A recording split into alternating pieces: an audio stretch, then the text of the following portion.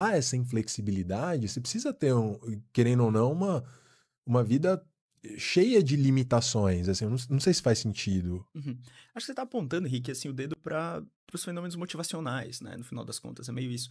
Quando a gente está vivendo motivações muito, muito, muito intensas, né? Parece que o comportamento ele fica mais rígido mesmo, né? Uhum, É, e aí acho que a variabilidade, que ela poderia ser uma, né, dos fenômenos colaterais da motivação, ele acaba sendo restrito, né? uhum. E aí a gente passa a topar, né? Respostas rápidas, né? Tecnicamente falando, né? Reforçadores de curto prazo, nessas Sim. condições que enrijecem o comportamento. Né? Isso aí.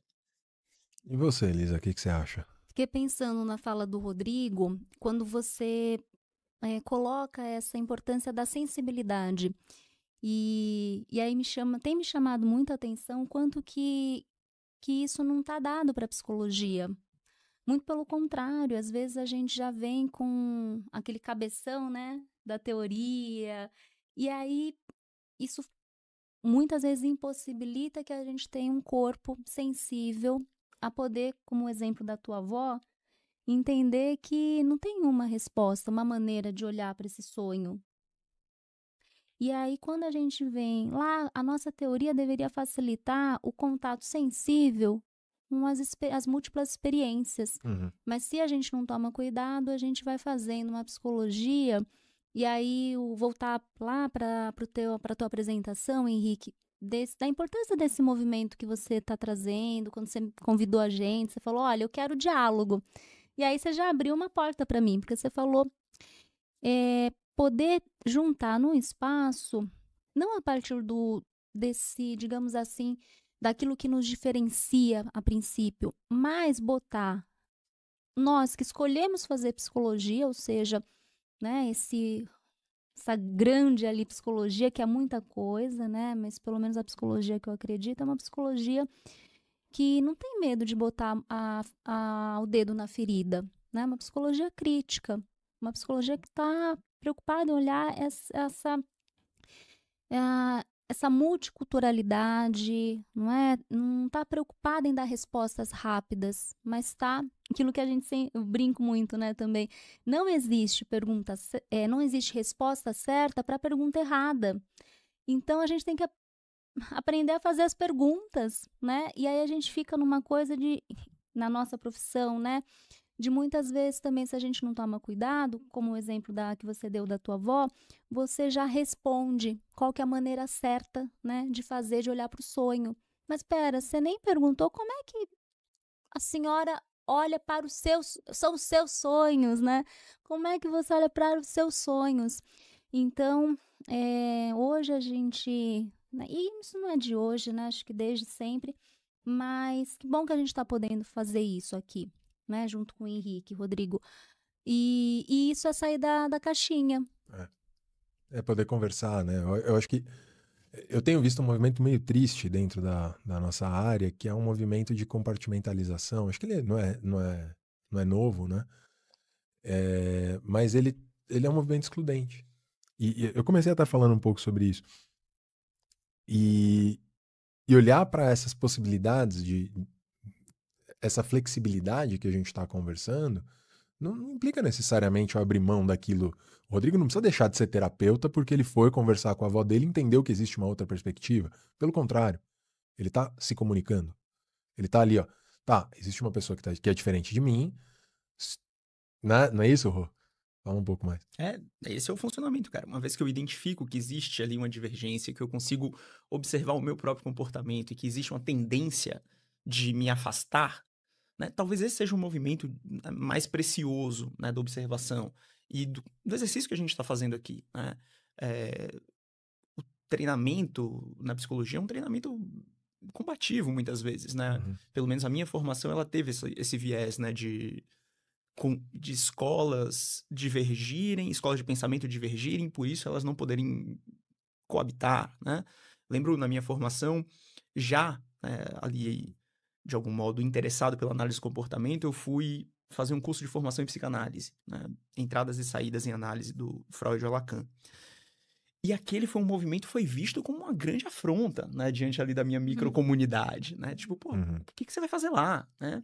E eu lembro de me sentir acuado, né, meio em dúvida, e construindo respostas que atendessem ao desejo do outro. Né, que era aquele desejo de, não, eu tô indo lá para ver quão errado aquilo tá.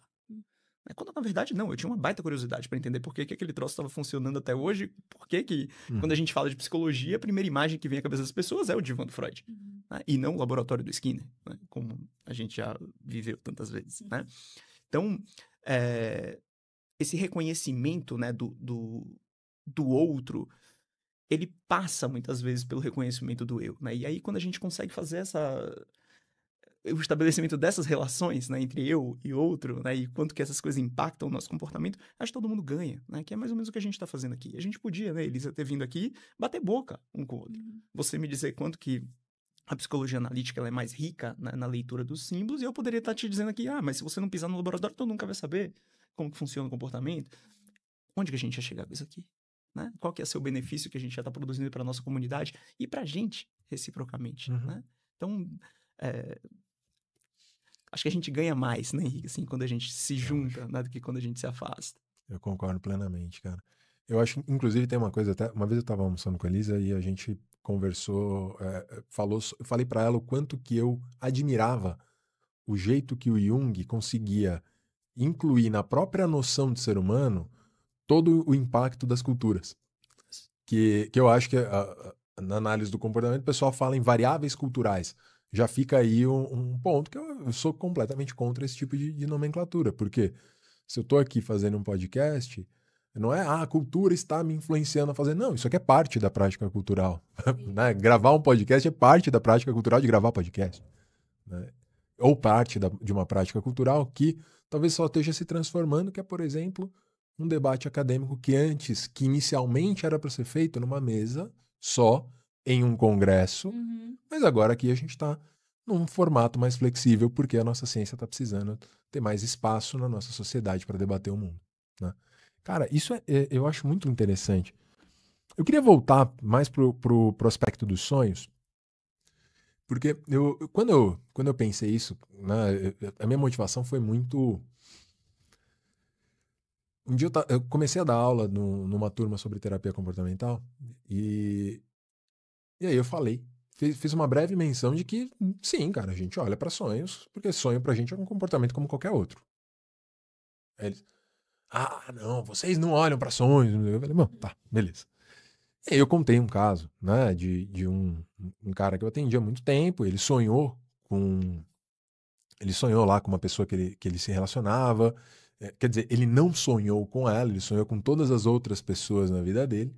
Ele estava dentro de um relacionamento abusivo, inclusive o último episódio foi sobre relacionamento abusivo. Se você não assistiu, fica aí. A gente vai pôr aqui no card, onde tiver, tá? Você assiste, tá?